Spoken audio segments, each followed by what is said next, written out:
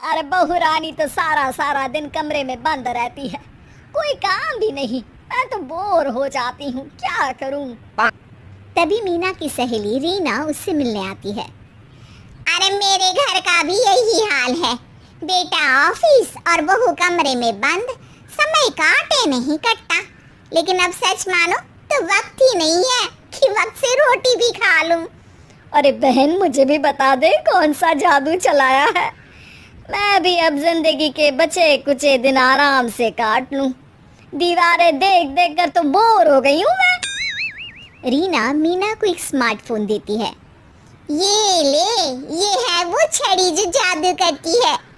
इसमें मैंने तेरा फेसबुक अकाउंट भी बनाया है, एंजल प्रिया के नाम से। बस अब यहाँ दोस्त बना और सबसे बातें कर। सास को पहले तो उतना समझ नहीं आता है, लेकिन धीरे धीरे वो उसकी आदत डाल लेती है। माँ जी जल्दी से खाना खा लीजिए, मुझे थोड़ा काम है। अरे तू जा, मैं खा लूंगी, अभी वक्त नहीं है। और सासू माँ मोबाइल में मुंह गड़ाए जवाब दे देती है। बहू समझ ही नहीं पाती और वहाँ से कमरे में चली जाती है। अचानक सास को किसी प्यारी पिंकी की फ्रेंड रिक्वेस्ट आती है। अरे वाह, ये तो कोई प्यारी सी लड़की लगती है, बात करती हूँ। सास फ्रेंड रिक्वेस्ट अपना कर बात करने लगती है। अब क्या था, सास सारा दिन उस सहेली से बात करती, अपनी कहती उसकी सुनती। एक दिन सास फोन पर ही सरगड़ाए। अरे बहू, जरा मंदिर के लिए थाली सजा दे, आज कीर्तन है। बहू फोन पर किसी को मैसेज टाइप करते कहती है, माँ जी क्या है, अब मुझे क्या पता कि आपको कौन कौन से भगवान की पूजा करनी होती है। तभी सास के पास कोई मैसेज आता है। अच्छा अच्छा ठीक है, रहने दे, मैं ही कर लूंगी। अब मैंने मना थोड़ी ना किया है, कर देती हूँ मैं।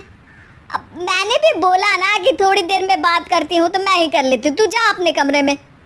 बहू वहाँ से चली जाती है। सास मंदिर पहुँचती है और मंदिर की सीढ़ियों पर बैठकर सास फोन पर लिखती है।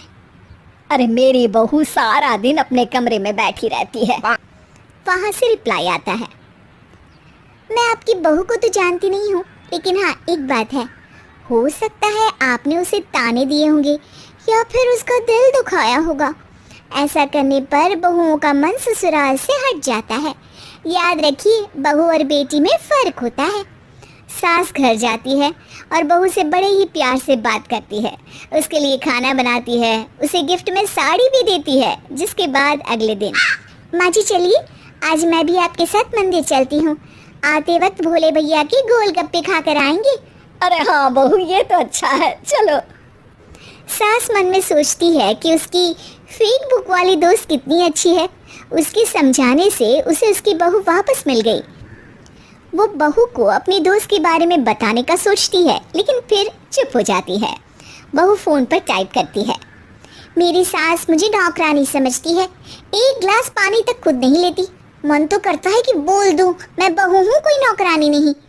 वहाँ से रिप्लाई आता है, देखो तुम्हारी सास को तो मैं भी नहीं जानती, लेकिन वो बुजुर्ग होंगी, पूरा जीवन उन्होंने घर गृहस्थी चूल्हा चौका में निकाल दिया। और फिर तुम ये भी मत भूलो कि जिस पति पर तुमको इतना गर्व है, उसे भी शिक्षा उन्होंने ही दी है। तो जिसने तुम्हें इतना दिया, क्या तुम उनकी थोड़ी सी सेवा नहीं कर सकती? बहू भी अगले दिन से सास का सारा काम करती, उनके पैर दबाती, उनका ख्याल रखती, उनके साथ घूमने जाती। एक दिन सास, बहू ये लो मेरा हीरे का हार। पहले तो सोचा था कि अपनी बेटी को दूंगी, लेकिन आज जब मेरे हाथ पैर में दर्द था तो तुम मेरा साथ दे रही थी। समय पर खाना पानी देकर तुमने ही मेरा बुढ़ापे में साथ दिया। उसके हिस्से का बहुत कुछ मैं उसे दे चुकी हूँ, लेकिन ये अब तेरा। बहू तो ये देखकर खुशी से उछली जाती है। वो सास को गले लगाकर कहती है, माँ जी आज सच में बहुत अच्छी है। भला हो उस एंजल प्रिया का, जिसने मुझे आपसे वापस मिलवा दिया, वरना मैं तो हमेशा आपको गलत ही समझती। मैं तो सोचती थी काश वो एंजल प्रिया मेरी सास होती। क्या नाम लिया बहू? एंजल प्रिया तेरी फेसबुक फ्रेंड है? हाँ माँ जी, वो बहुत अच्छी है। उन्होंने ही मुझे बताया कि सास की कीमत क्या होती है। अरे बहू, कहीं तू प्यारी पिंकी तो नहीं? जी माँ जी, मैं ही हूँ प्यारी पिंकी। क्यों? सास बहू को गले लगाकर कहती है।